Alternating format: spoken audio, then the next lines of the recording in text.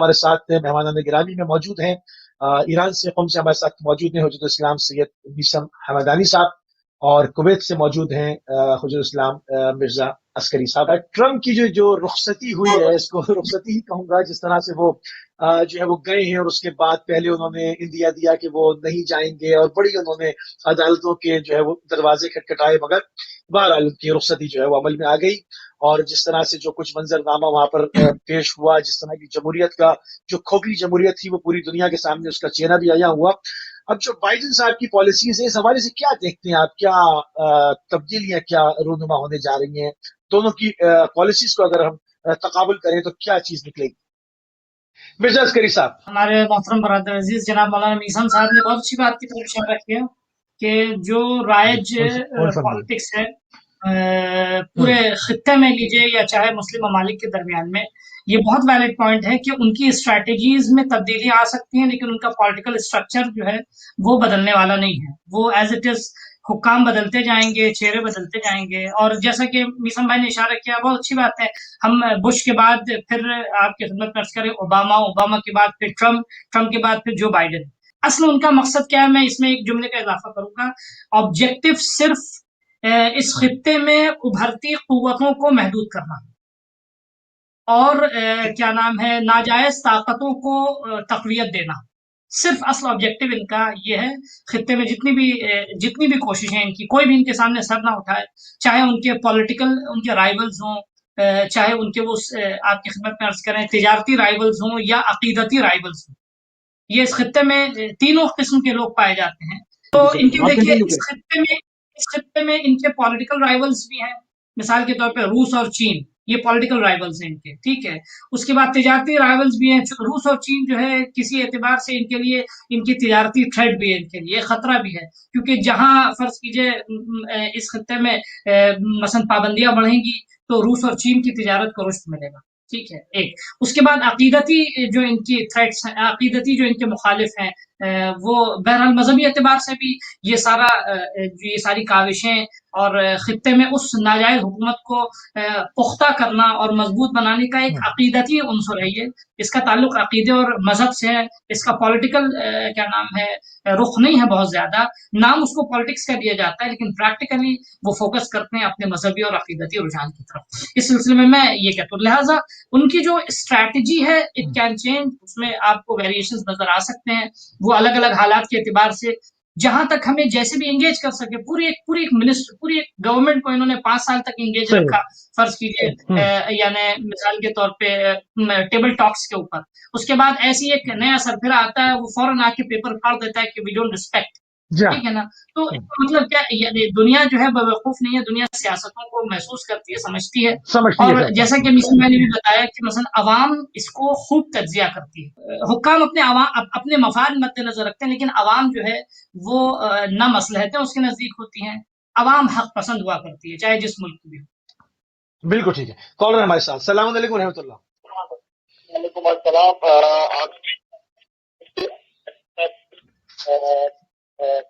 میں نے بڑا اچھا سوال اٹھایا، میں انہیں کی بات کو مزید آگے لے کے جاؤں گا اور مولانا سے اس کا جواب چاہوں گا کہ جیسے کہ مولانا صاحب ابھی کہہ رہے تھے کہ چہرے بدل رہے تھے، تو اس کے پیچھے غائبانہ طاقتیں ہیں، کچھ چند مخصوص امیر لوگ ہیں جو پورے امریکہ کو یرغمال بنائے ہوئے، نظام چلا رہے، چہرے بدل رہے ہیں۔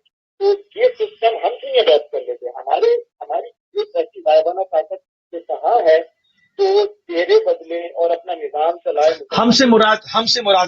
ہم سے مراد مسلمان، ہاں، جو بھی ان کی جو مین کانسیپٹ کیا تھا کہ چھوٹے سے تعداد میں تھے، زیادہ پیسہ تھا اور زیادہ عقل تھی، پوری دنیا کی ریسورسز پہ قبضہ کر لیا۔ یہ لاجک ہم کیوں نہیں اپنا سکتے؟ بالکل ٹھیک ہے، بہت اچھی بات ہے، بہت عمدہ، بہت شکریہ، بہت شکریہ۔ عسکری صاحب، آپ کی خدمت میں سوال۔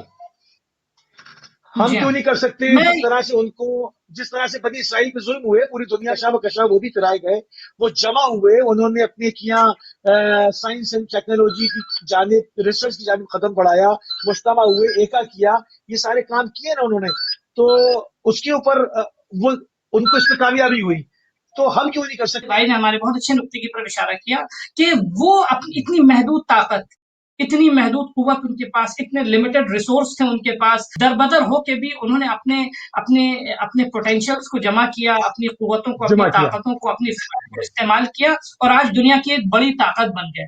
ایک چھوٹا سا ملک جو پوری دنیا کو رول کر رہا ہے، جو برائے نام سپر پاور ہے، آج وہاں پالیسی میکر کی حیثیت رکھتا ہے یہ ملک. جس کو چاہے گا وہ اپوائنٹ کرے گا ایز اے پریزیڈنٹ، جس کو چاہے گا وجہ کیا تھی؟ کس طرح وجہ یہ تھی؟ دیکھیے، اس کی وجہ یہ تھی کہ نو ڈاؤٹ انہوں نے اپنی عقل کا استعمال کیا، نو ڈاؤٹ انہوں نے اپنی فکر کا استعمال کیا، ٹیکنالوجیز کو یعنی لوٹا ہے انہوں نے. میں نہیں کہوں گا ٹیکنالوجیز پہ انہوں نے علمی قبضہ کیا ہے، ٹیکنالوجیز کو لوٹا انہوں نے.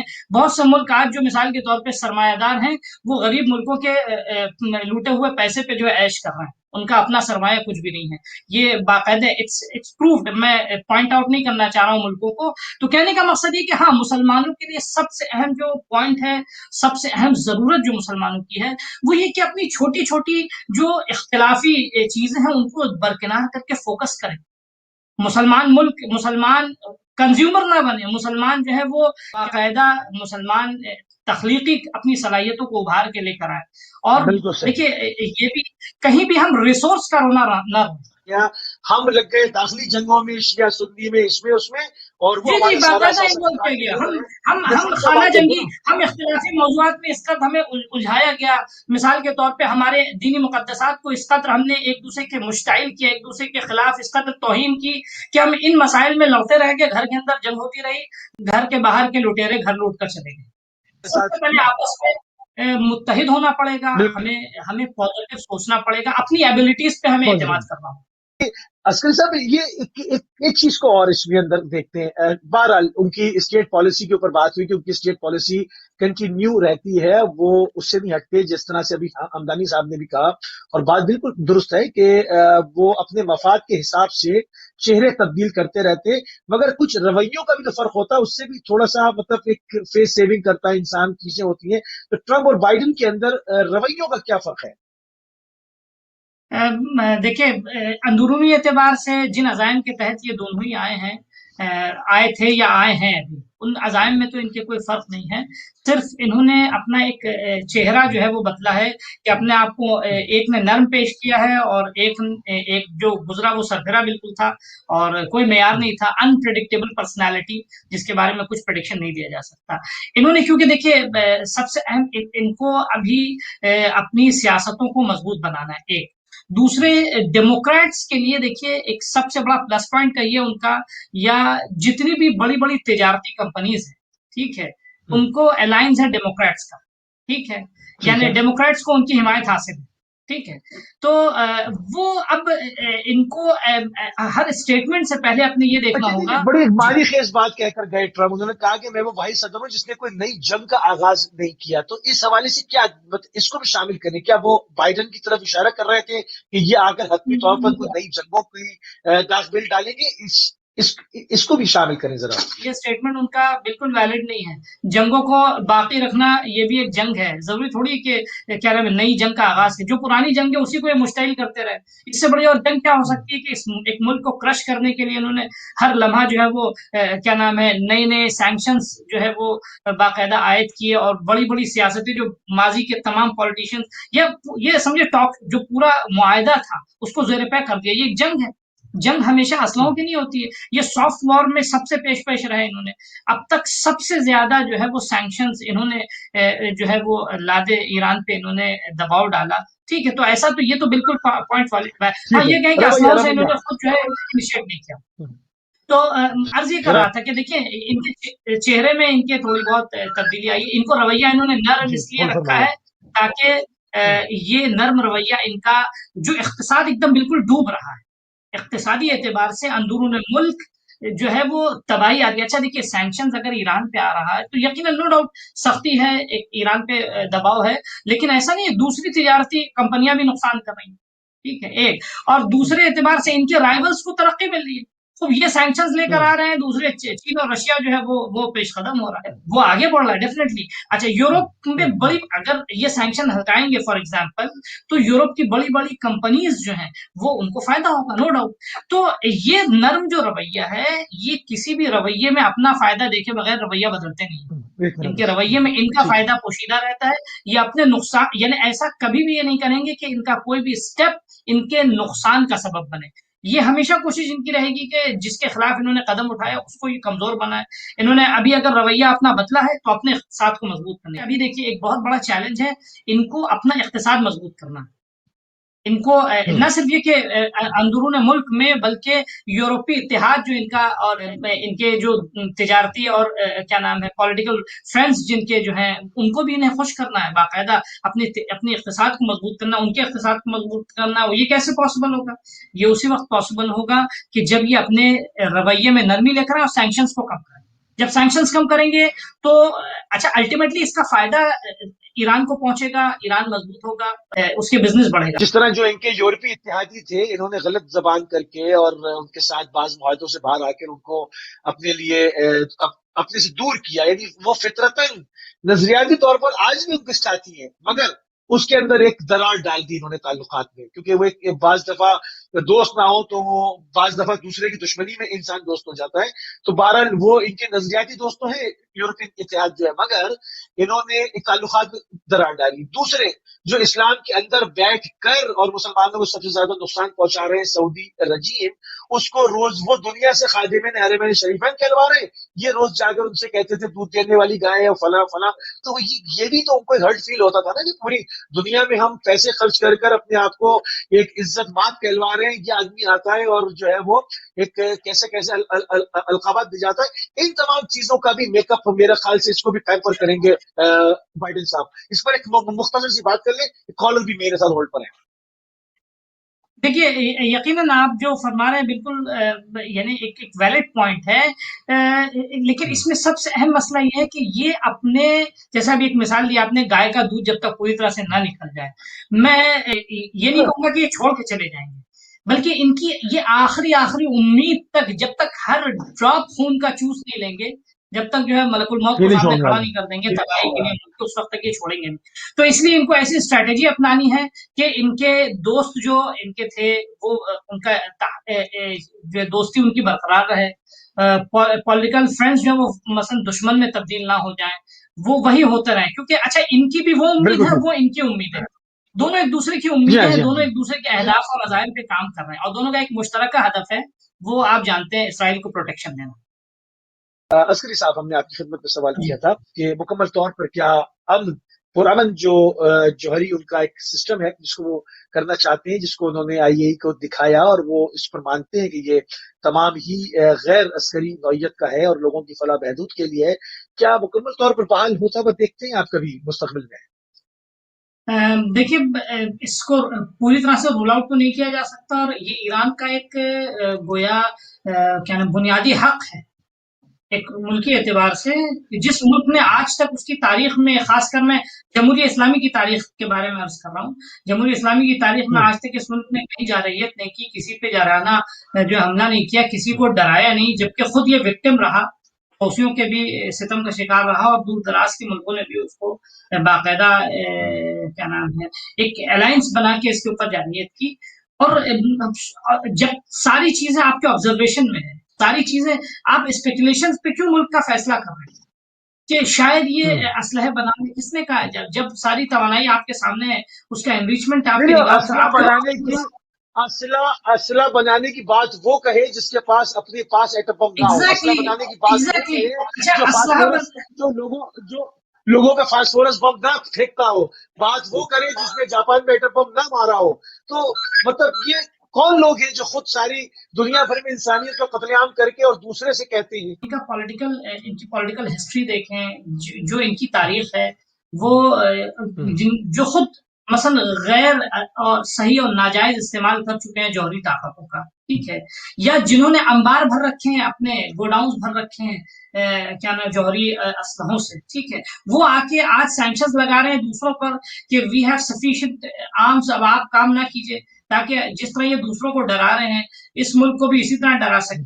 آپ دیکھیں مثال کے طور پہ ہسٹری ریپیٹس کرتی ہے. دیکھیے ہمیں تو تاریخ سے سبق لینا چاہیے.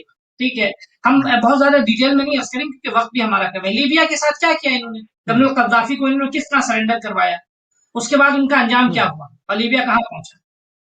تو ایسے لوگ کے جن کا ماضی, جنہوں نے سرنڈر کرنے پہ مجبور کیا, لیکن بعد میں اس کے ساتھ انہوں نے وفا نہیں کی.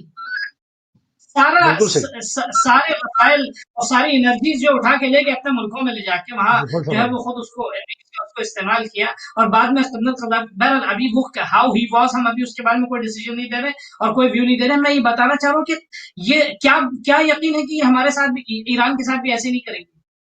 وہ چاہتے یہی ہیں. دیکھیے میں پولیٹیکلی اگر اس کا تجزیہ اگر یہاں پیش کروں تو دنیا کو بہرحال کم از کم اپنی آواز اٹھانی چاہیے, بولنا چاہیے کہ بھائی یہ لوگ وہ لوگ ہیں جنہوں نے وفا نہیں کیا اب تک. جنہوں نے ماضی میں اگر یہ وفا کیے ہوتے تو ان پہ بھروسہ کر سکتے تھے. آج اگر فرض کیجئے ان کے اوپر رہبر انقلاب نے, اگر خامنہئی صاحب نے اگر یہ فرمایا خدا انہیں سلامت رکھے اور ان جیسے تمام علماء حق کو سلامت رکھے کہ انہوں نے یہ کہا کہ بہرحال ہم ان پہ ذرا برابر بھی ہمیں بھروسہ نہیں ہے, وہ اس لیے کہا کیونکہ ماضی کی تاریخ ان کے سامنے ہے. یعنی وہ لائل نہیں تھے اپنے معاہدوں میں, تو جو اپنے معاہدے میں لائل نہیں ہے ہم اس پہ کیسے اعتبار کر سکتا ہے ایک ملک. تو اس زاویے سے بالکل جو ہے اگر جب تک, اچھا عبیر میں یہاں اس پہ اپنی بات کو کیونکہ آپ کو کالر بھی لینا ہے کہ اب ایران کی جو رہبر کی جو اسٹریٹجی اس سلسلے میں کہ اب ہم یعنی کسی بھی گفتگو میں آگے اس وقت بڑھیں گے کہ جب عملی طور پہ امریکہ ثابت کرے کہ وہ باقاعدہ جدیت رکھتا ہے اس میں, اور عملی کیا ہے یہ عملی جدیت اس کی سینکشنز کو اٹھانا ہے. جب تک سینکشنز نہ ہٹے, پابندیاں نہ ہٹے, گفتگو کا کوئی اعتبار نہیں. بالکل ٹھیک.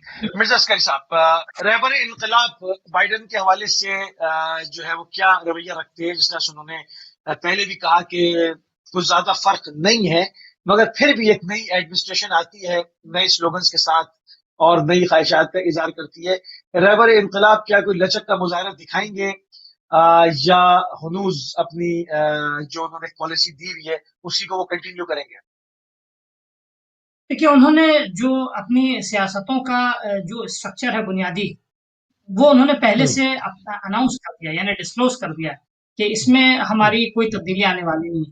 وہ سب سے پہلے کیا اس میں 3 بنیادی چیزیں میں اس کی طرف اشارہ کروں. سب سے پہلے جو بھی پریزیڈنٹ آ رہا ہے, ٹھیک ہے, تو یہ تو طے ہے کہ وہ اپنی بنیادی سیاستوں کے خلاف, ملکی بنیادی اسٹریٹجیز کے خلاف نہیں جا سکتا. ٹھیک ہے, تو اس کے مقابل میں اپنے لیے پروٹیکٹیو اسٹریٹجیز ایران نے پہلے سے تیار کر رکھی ہے. وہ پروٹیکٹیو اسٹریٹجی ایران کی کیا ہے؟ سب سے پہلے ایران کو ہر وہ ممکنہ کام اور گویا اپنے لیے منصوبے بنانے ہوں گے جو ان کے ملک میں اور خطے میں ثبات قائم کر سکے, پولیٹیکل اسٹیبلٹی لا سکے. یہ اس کے لیے یہ رہبر کا بنیادی جو ہے وہ گویا حلف اور منصوبہ ہے رہبر کا. دوسری چیز یہ کہ رہبر نے خود ظاہر کیا کہ ہم ڈپلومیسی کے مخالف نہیں ہیں, یعنی ڈپلومیٹک ریلیشنز کے ہم ہرگز مخالف نہیں ہیں. ٹھیک ہے, لیکن ہاں ٹھیک ہے ڈپلومیٹک ٹائز ہوتے ہیں, وہ ریلیشن ہوتے ہیں, ہم اس کے مخالف نہیں ہیں, وہ بین الاقوامی جو ڈپلومیسی ہے وہ, لیکن ہم گویا قدرت مندانہ رویہ ہم رکھیں گے. ہم اپنے آپ کو ڈپلومیسی کا مطلب ہرگز یہ نہیں کہ ہم اپنے آپ کو کنٹرول کر کے سامنے آنے والا سیاستدان جو ہے ہمارے سر پہ سوار ہو کے ہم سے, یعنی ڈیموکریسی اور ڈپلومیسی کا مطلب جو ہے وہ ڈکٹیشن دینا نہیں ہے. یعنی آپ اس طرح کیجیے میں آپ کو کہہ رہا ہوں وہ ہم ہرگز قبول نہیں کریں گے. اچھا, دوسری ایک بہت اچھی تعبیر جو ہے وہ قدرت مندانہ مصالحت. قدرت مندانہ مصالحت کا مطلب کیا ہوتا ہے؟ مصالحت جب ہم کسی موضوع پہ صلح کرتے ہیں تو صلح میں 2 طرف ہوتے ہیں, مصالحت میں 2 طرف ہوتے ہیں. ٹھیک ہے, اور دونوں اپنی کنڈیشنز رکھتے ہیں, اور دونوں کی کنڈیشنز اور ان کا حل کیا لاجیکل حل ہوتا ہے. وہاں کوئی بائی فورس کوئی اپنی بات کو ثابت نہیں کر سکتا. ابھی تک مشکل یہ رہی ہے, امریکہ کی سیاست اب تک یہ رہی یا سینٹس کی سیاست اب تک یہ رہی کہ بائی فورس, یا یہ ٹیم جو آئی اس نے کوشش کی کہ اپنی یعنی بائی فورس اپنی بات کو منوائے. So that is not logical. اور یہ یعنی منطقی طور پہ جب مصالحت کی بات آتی ہے تو 2 گروہ آپس میں بیٹھے منطقی طور پہ, آپ اپنے ویلڈ پوائنٹس رکھیں یا اپنے ویلڈ پوائنٹس رکھیں, یعنی آپ جو ہے ہر اس بات کو آپ کو قبول کرنا ہوگا جو عقلی اصول پہ اور ضوابط پر ہے. ٹھیک ہے, دوسری چیز ہر اس بات سے آپ کو پیچھے ہٹنا ہوگا جس میں آپ پہلے غلط ثابت ہو چکے ہیں. बिल्कुल तो ठीक है। इसलिए इसको कहते हैं कुदरतमंदाना मुसालहत। जहाँ सामने वाले की हर शर्त को बिल्कुल इंसान कबूल करते हैं, इसको कुदरतमंदाना मुसालहत नहीं कहते हैं। रहबर इंकलाब की जो बेहतरीन ताबीर है वो ये है कि कुदरतमंदाना मुसालहत हम करेंगे, उसमें हम सुलह में हम अपने आप को दबाएंगे, और ये वो चाहे जिस चेहरे के साथ भी पे। तीसरी चीज जो बहुत इंपॉर्टेंट है वो ये कि देखिए जमहूरियत इस्लामी ईरान का मंसूबा पूरे खित्ते में, ठीक है, खासकर फर्ज कीजिए चाहे वो इराक हो, सीरिया हो और दूसरे मुल्क हो, हत्ता यमन में, इनको खित्ते में अमन चाहिए, या अफगानिस्तान में मिसाल के तौर पर पूरी कोशिश रही है, जितने भी आस पड़ोस के ममालिक भी हैं उन्होंने हर मुमकिन कोशिश की कि इनमें अमन बाकी रहे, ठीक है। तो अगर ये मिस्टर बाइडन अगर आके इसी नहज पर काम करते हैं और मुस्बत रवैया दिखाते हैं तो हरगिज रहबर उनकी मुखालफत नहीं करेंगे, बल्कि उनकी अच्छी फिक्र और अच्छे रवैये का इस्तेमाल करेंगे। और ये एक जो रहबर ने अपनी गुफ्तगू से हाँ स्ट्रक्चर पहले मुअय्यन कर दिया कि हम गैर मंतिक और जालिमाना किसी भी जबरदस्ती पे मबनी बात को हम कबूल एक्सेप्ट नहीं करेंगे, ये रहबर का। अब अभी इसमें प्रेडिक्शन नहीं दिया, अभी से पर्टिकुलरली मिस्टर बाइडेन के लिए कोई प्रेडिक्शन रहबर ने नहीं दिया कि ये करेंगे, ये करेंगे, ये नहीं कहा रहबर ने। रहबर ने आउटलाइंस बता दी है, वो हम देखें उनके बयानात से वाज़ेह है, और ये बहुत माकूल तरीका है आउटलाइंस का, क्योंकि तब तक वो अपना रवैया जाहिर ना करें, उनके बारे में कोई भी बयान देना वो गैर मुनासिब है।